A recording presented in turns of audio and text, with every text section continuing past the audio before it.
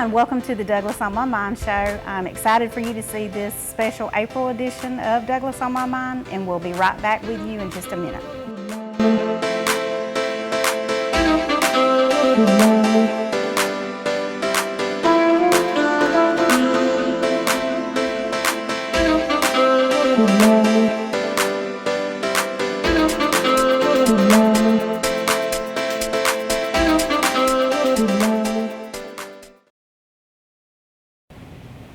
Hi, and welcome back to the Douglas on My Mind show. I'm Blondell Thomas, the City of Douglas Public Information Manager, and I am here now with Mr. Jason Sechrist, the Assistant Special Agent in charge here in Douglas with the Georgia Bureau of Investigation. Thank you for being here today, Jason. Thank you. Thank you for the opportunity to come on and speak about this important topic. Right.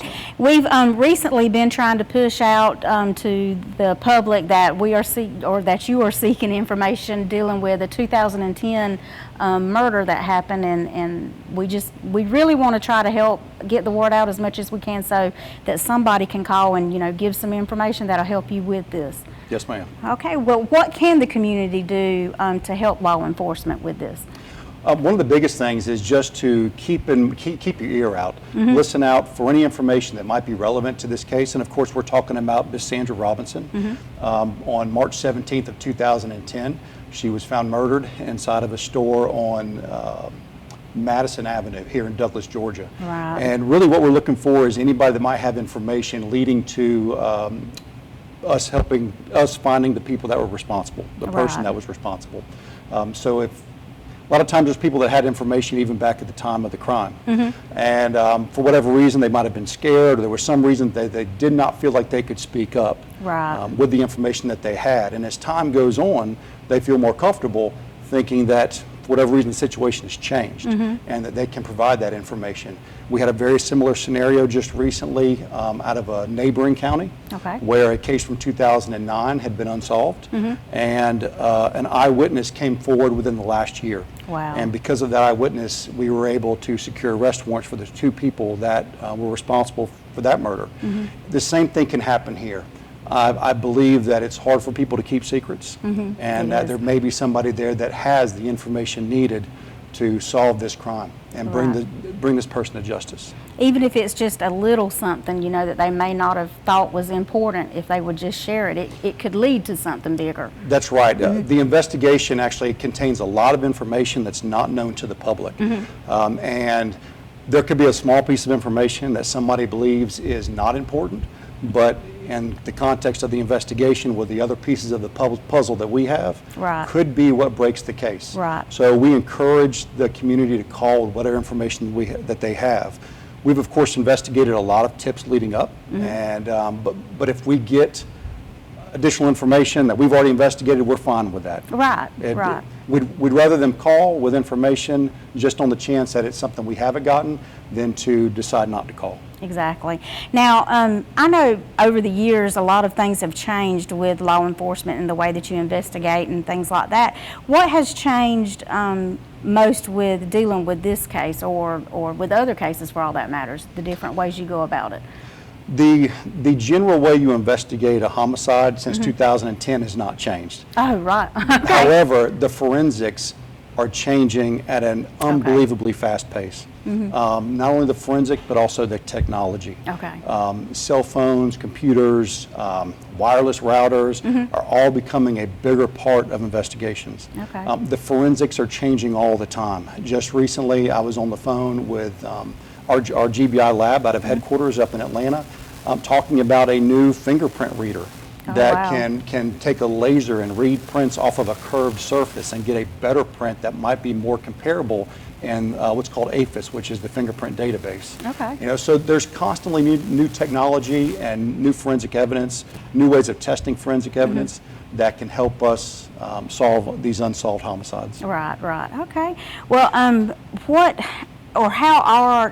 if you get new information, how do you update a case, or how do you update something that's gone cold? What would you do? Well, first let's talk about a cold case. I think there's a misperception sometimes that when you have a cold case, that it's not being worked. That's not the case. And the GBI, we have a lot of what you call cold cases, but they are continually worked. Okay. Even this case, I know just this year, since January 1st, there's been almost 20 investigative acts completed on it. That's good. Some of that is following up on interviews. Some of that is tips that we've gotten. Some of that is trying to look at the evidence again to see if there's any new forensics or new technology. Right. So this is always going on with cold cases. It's behind the scenes. People don't always see what's going on, but we are constantly evaluating these cases. Okay. It helps to have, of course, a new agent sometimes look at a case. New eyes. That's right, because sometimes new eyes can find things that maybe the experienced investigator, the one that's been on the case the longest,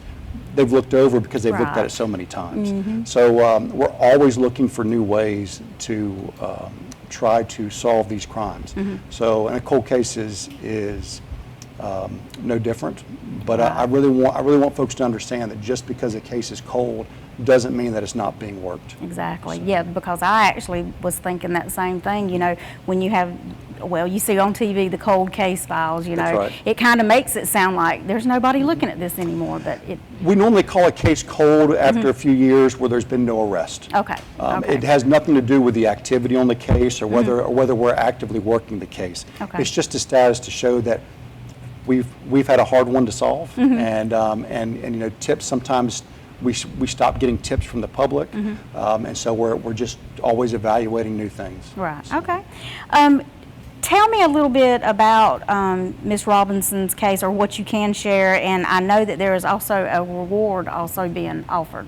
Yes, ma'am, and I can't speak to the facts of the case or what the investigation has shown, but there has been a reward that's been offered, $3,000 for any information leading to the arrest of the person responsible for Ms. Sandra's murder. Those funds have been a combination from Coffee County, from the Douglas Police Department, and also from the state of Georgia. Oh, that's good. That's really good. Hopefully that'll help somebody, you know, think back and remember something, or at least give you a lead that will help lead to something bigger. That's right. If somebody does want to call in and give a tip or something that they think of that might be usable, what do they need to do? There's a phone number, and it's on the flyer that I believe you have a copy of.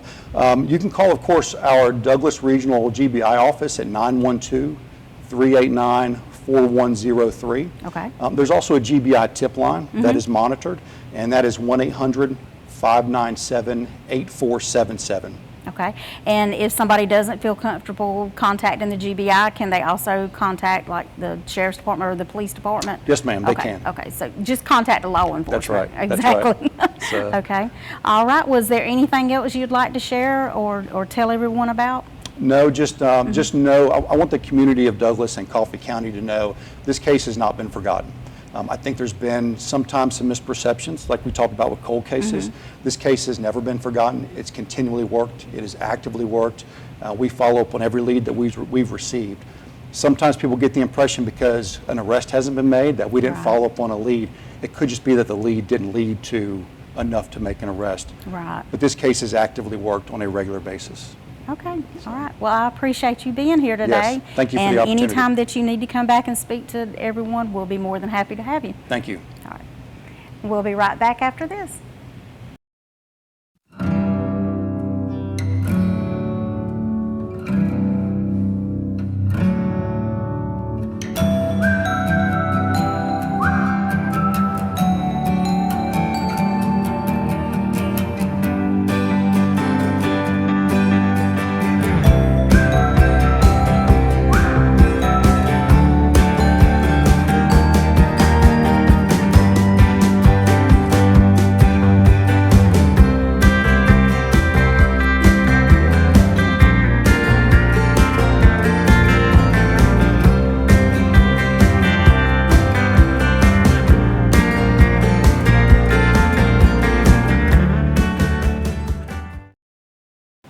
Hi, and welcome back to the Douglas On My Mind show. I'm here now with Ms. Michelle Gertman, the director of the Magnolia House, which is a shelter for abused women and children, and we are so happy that you are here today. Well, I'm glad to be back. Yes, definitely.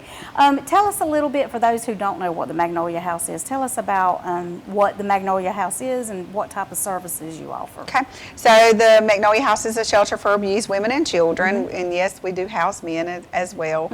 And we have been in existence since 1989. 1984, and we work the Waycross Judicial Circuit. Okay. It is a shelter where women and their children come in and stay when they've been battered and abused. We also have an outreach program where you don't have to come in shelter to receive our services. You can go straight, call our 1-800-33-HAVEN number, and you can reach our crisis line. And then you've got an array of advocates waiting to help you, from legal assistance for temporary protection orders to helping you find a job, to relocation assistance or housing, to just emergency safe shelter, exactly what we say we are. So if you just need to come in and you just need a safe place to stay. And so we offer a range of children activities, work with a lot of school systems. We've built our youth development center now. We have a lot more teens coming in program. So we have a youth center. And then we got a Justice Center project, so we're working with the Judicial Circuit on building a new Family Justice Center. So we're excited about that program. So we have a lot going on. Sounds like y'all are busy. And we are busy, yes, we are really busy. Domestic violence has been on a rise, especially in the light of COVID. We've seen really more victims needing more services for shelters than any time since we've really been opening the doors.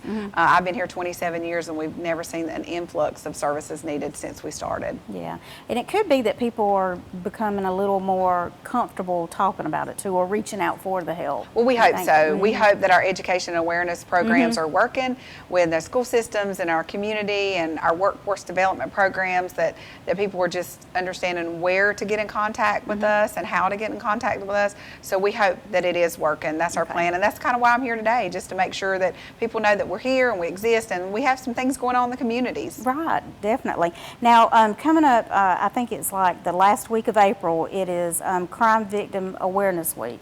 Yes. What is going on that week, or tell us a little bit, what exactly is that about? So Crime Victims Awareness Week started in 1981, and it was just where, you have something like, your last show where you had a homicide happen, or any victim of crime, whether it be sexual assault or domestic violence, and it was a way that we knew that there were secondary victims out there, and there were also survivors, and there were also supporters of survivors, and it's just a way that we can get together and support those that have really survived the process of being a victim of crime, and for those that have supported victims of crime. And so the governor normally does a proclamation and declares Victims Crime Week. And so the Criminal Justice Coordinating Council, which is a state agency that funds someone like myself and maybe your child advocacy centers and sexual assault centers, they wanted to do a Crime Victims Week across Georgia, and they picked the South, of course, and called us, and immediately we said Douglas is a great place to have Crime Victims Week. Chief Edmiston has been a big supporter of the shelter and the community as a whole since he's arrived. And so we're going to have it here April 29th at the Weir Center. We've invited all of our legislators. I think Representative James Burchett is going to be speaking. We've got some of our judges going to be there, and we've got a lot of good community members that are going to be in attendance and going to provide them a great lunch. We have United Way coming back in this area. Greater Valdosta United Way, this is just a caveat, has now taken over this area and Waycross area, and so they're sponsoring the event. And so we're excited to have them back in our area and having United Way, and so they'll be sponsoring it. So we're excited about that. But it's 11 to 1 at the Weir Center, and so we're, And the Weir Center is, it's a place that a lot of people in Douglas know. Yeah. So, I mean, who doesn't know? If you don't know where the Weir Center is, it's at 307 East Bryan Street for anybody that needs to know. Yeah, so. Now, if someone wants to attend the luncheon, do they contact you? They can contact us. It's 912-285-5840. Okay. And they can just contact our office and let us know if they want to attend the luncheon, because it is limited seating, of course, in that facility. So we have sent out invitations and gotten RSVPs back. But if you're a partner in agency and you would like to attend, absolutely give us a call. That we will fit you in, absolutely. Okay. How can the community help Magnolia House or help victims of crime? What can we do? So the old thing, see something, say something. That's the big thing, is that, whether it's a victim of domestic violence or any victim of crime, see something, say something is always the number one thing. And talk about our services, tell people about our services, not just in a one-time thing, but ongoing. Remind people that there are advocates of all different kinds, from the DA's office to the Magnolia House, to law enforcement, to GBI, to everybody. There's somebody that wants to help. If you've been a victim, there are resources out there for you, and to know that we are a resource. And as for the shelter, Mother's Day's coming up, so always adopting a mom for Mother's Day is always a nice thing to do. And we have different things that churches and different organizations come up and do during the course of a year. I think we're fixing to partner with an agency over here to do a fundraiser with like What Women Want kind of Botox party kind of thing. So we're going to partner with them.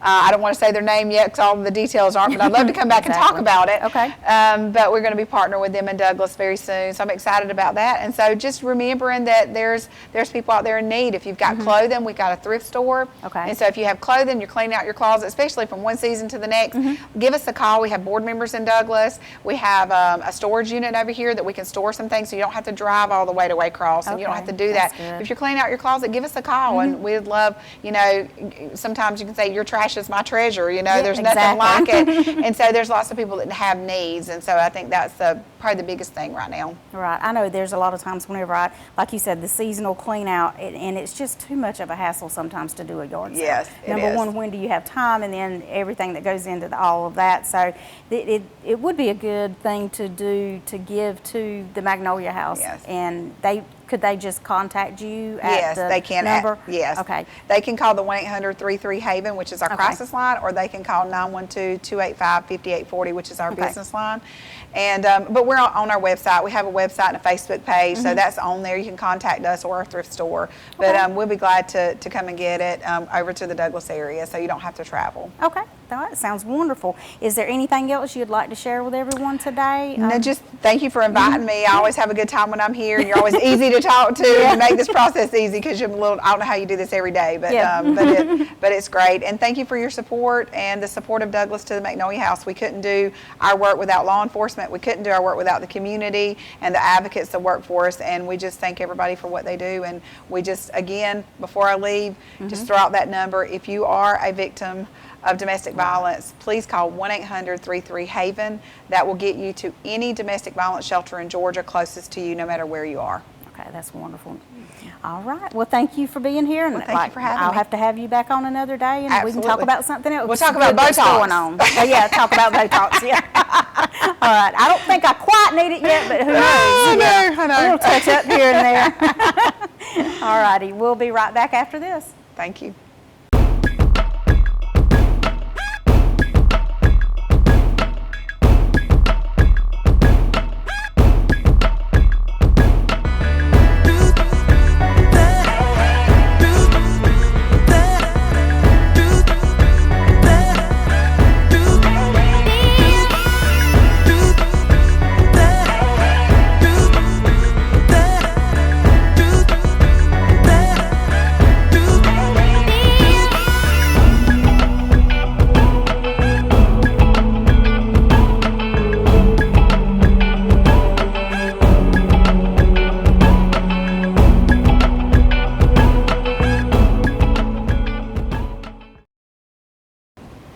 Hi, and welcome back to the Douglas On My Mind show. I am here now with Miss Hannah Scott, the marketing coordinator for Unison Behavioral Health, and Miss Angie Mock, the executive assistant to the CEO of Unison Behavioral Health. So guess what, y'all? We're here to talk about mental health. Yes. Well, tell us a little bit about Unison Behavioral Health. So at Unison, we offer a wide variety of services, which include adult mental health, addictive disease, child and adolescent mental health, and developmental disability services. We cover an 8-county area, which include Bacon, Brantley, Charlton, Clinch, Coffee, Ware, Pierce, and Atkinson.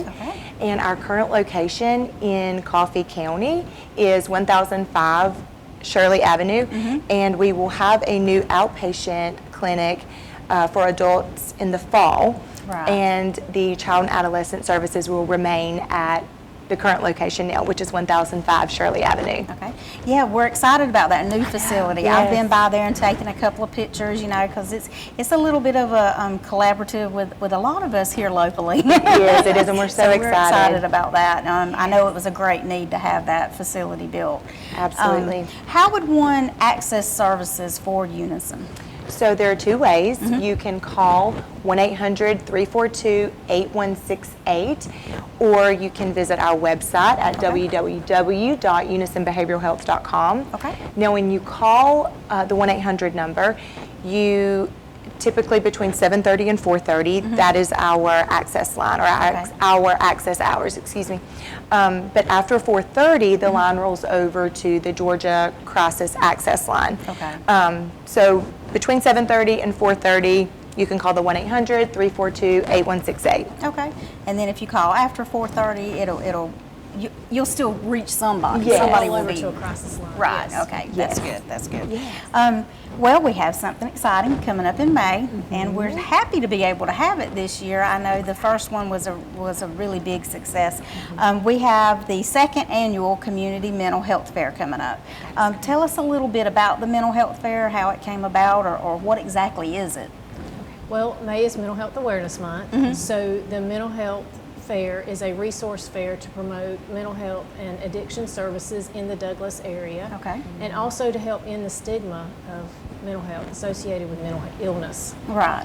So, Unison hosts regional community collaborative meetings with community partners such as law enforcement, the City of Douglas, our local hospitals, schools, and many other community partners. And from that meeting, our partners felt like the community needed to know what resources were available to them. Right. So in 2019, Unison and the City of Douglas collaborated and hosted the first annual mental health fair.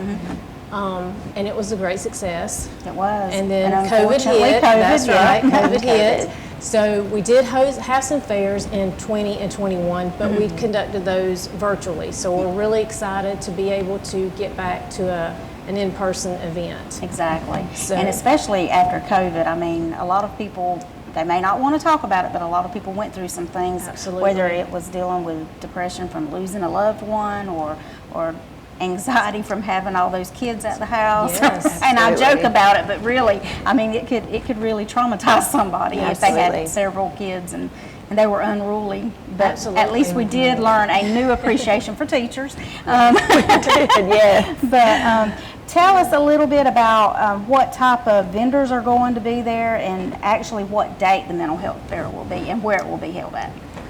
Some of the vendors are going to include, of course, as many mental health and addiction services that we can, that want to participate. Right.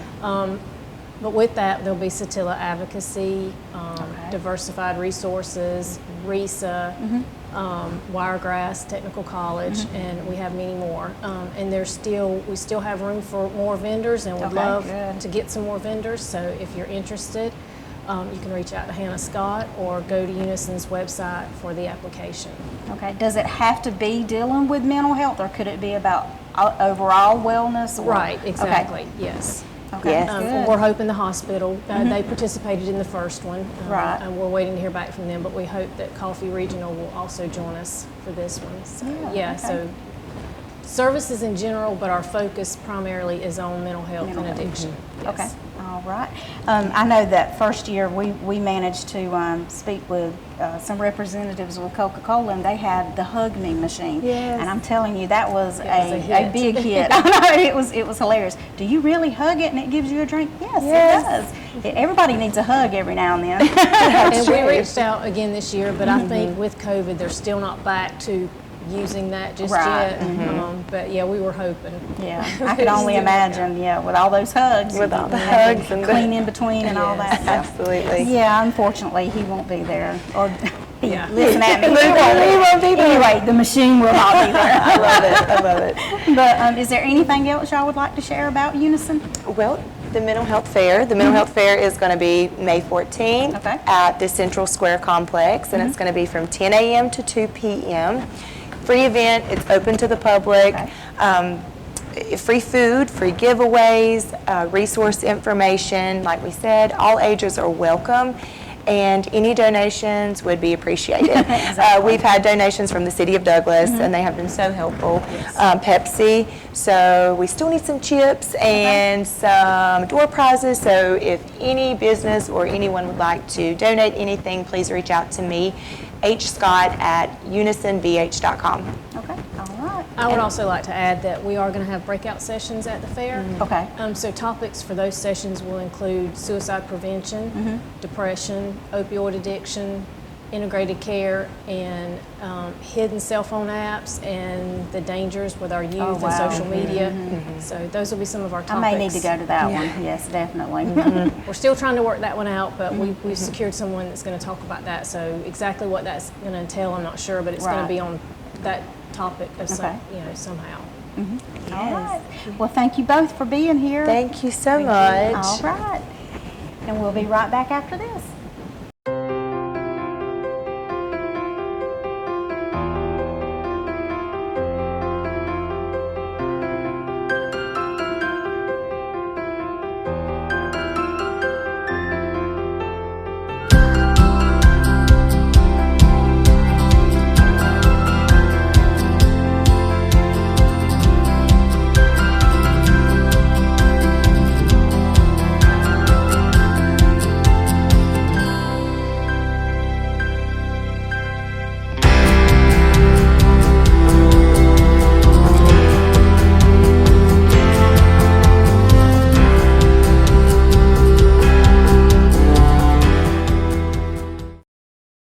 Hi, and welcome back to the Douglas on My Mind show. I am here now to talk a little bit about the Georgia Cities Week that is coming up.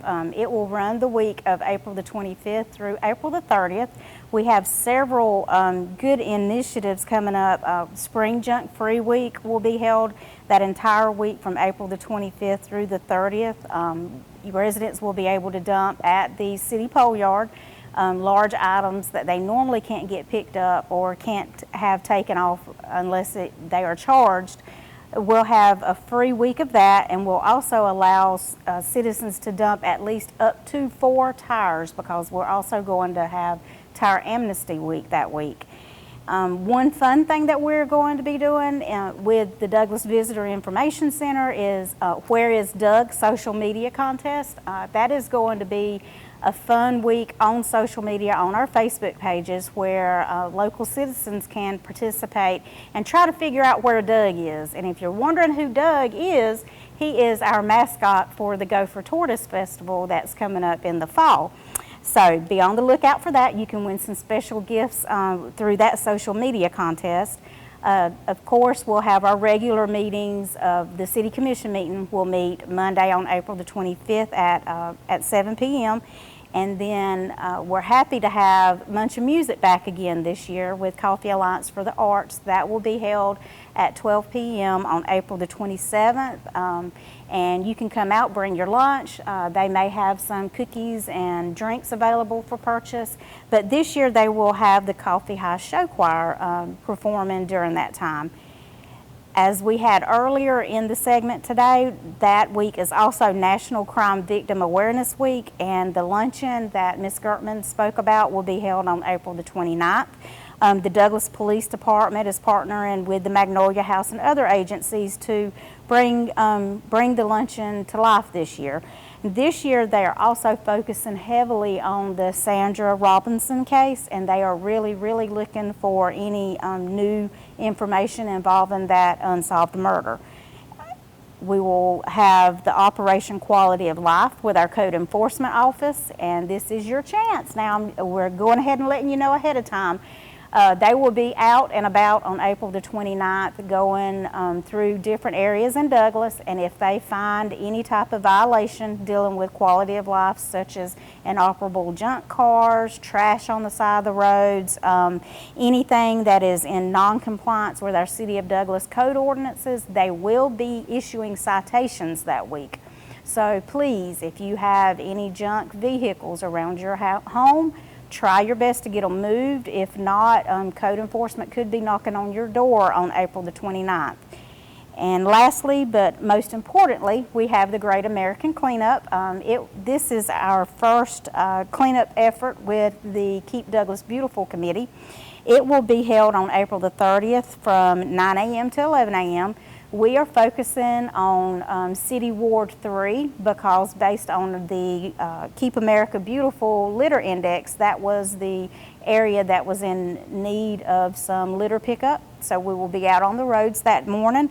Please look for us. We'll have our bright vest on, and we will definitely be trying to clean up and just look forward to having anyone that wants to volunteer. You can come out and help us. If your group or your organization would like to volunteer and help out with the Great American Cleanup, you can contact Christian Burkett, at 912-383-0277, and she will be happy to put you on the list that you will be volunteering that day. And one good perk, we have partnered with Chick-fil-A and also with Burger King, and all volunteers that day will receive a voucher for some type of sandwich from either one of those places. So please make plans to attend the Great American Cleanup and help us keep Douglas looking beautiful. And that'll wrap the show up for today, and we will see you again next month.